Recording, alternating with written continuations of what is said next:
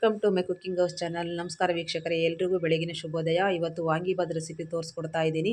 ಅದಕ್ಕಿಂತ ಮುಂಚೆ ಯಾರ್ಯಾರು ನನ್ನ ಚಾನಲ್ಗೆ ಸಬ್ಸ್ಕ್ರೈಬ್ ಆಗದೆ ನೋಡ್ತಾ ಇದ್ದೀರಾ, ಪ್ಲೀಸ್ ಅವರೆಲ್ಲ ನನ್ನ ಚಾನಲ್ಗೆ ಸಬ್ಸ್ಕ್ರೈಬ್ ಆಗಿ ನನ್ನ ವೀಡಿಯೋಗಳಿಗೆ ಲೈಕ್ ಮಾಡಿ, ಶೇರ್ ಮಾಡಿ, ಸಪೋರ್ಟ್ ಮಾಡಿ ಅಂತ ಹೇಳ್ತಾ ಬನ್ನಿ ಈಗ ರೆಸಿಪಿ ನೋಡೋಣ.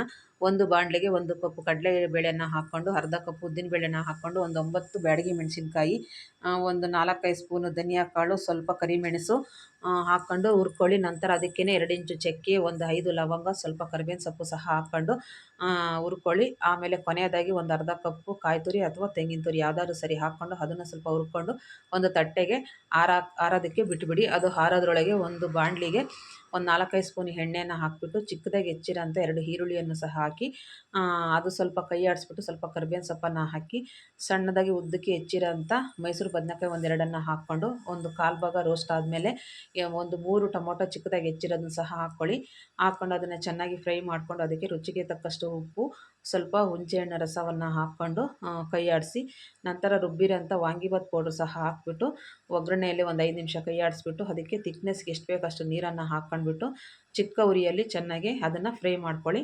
ಕೊನೆಯದಾಗಿ ಕೊತ್ತಂಬರಿ ಸೊಪ್ಪನ್ನು ಹಾಕ್ಕೊಂಡು ಸರ್ವ್ ಮಾಡ್ಕೊಳ್ಳಿ. ಅನ್ನದ ಜೊತೆ ಸರ್ವ್ ಮಾಡಿ, ತುಂಬ ರುಚಿಯಾಗಿರುತ್ತೆ. ಮನೆಯಲ್ಲಿ ನೀವು ಒಂದ್ಸಲ ಟ್ರೈ ಮಾಡಿ ನೋಡಿ. ಮದುವೆ ಮನೆಗಳಲ್ಲೇ ಮಾಡೋಂಥ ವಾಂಗಿಬಾತ್ ಗೊಜ್ಜನ್ನು ನಾವು ಮನೆಯಲ್ಲೇ ಮಾಡಿಕೊಂಡು ರುಚಿಯಾಗಿ ಸವಿಯಬಹುದು. ಈ ವಿಡಿಯೋ ನೋಡಿದಂಥ ನನ್ನ ಸ್ನೇಹಿತರಿಗೆಲ್ಲರಿಗೂ ಧನ್ಯವಾದಗಳು.